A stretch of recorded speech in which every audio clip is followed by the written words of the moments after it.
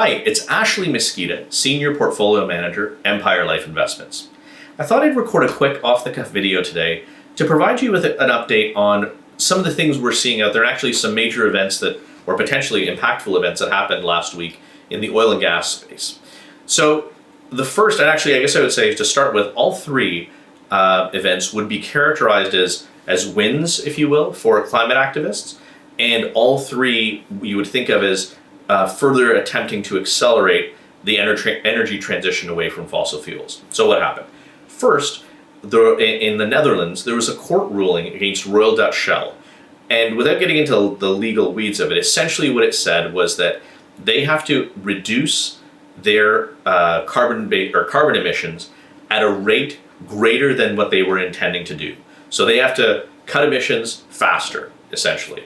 The second event was a shareholder vote at ExxonMobil. What happened was there were two dissident directors who were elected.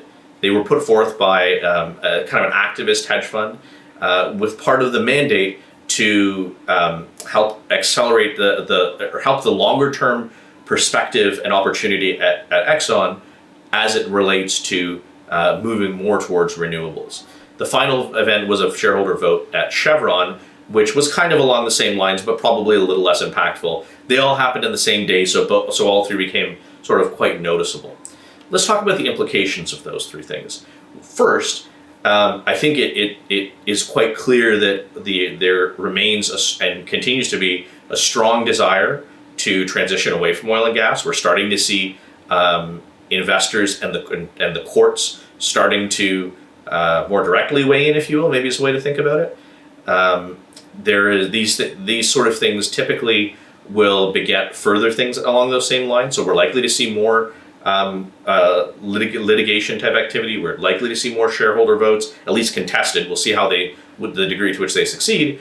That's one of the things. The second is a likely dampening effect, even beyond what we see today, a likely dampening effect on capital expenditures directed towards the discovery of new oil and gas fields, the further drilling of wells in the current oil fields that are already discovered. Not that we're going to go to zero, we're not going to stop, but there'll be less on the margin new dollars dedicated towards that and more dedicated towards renewable.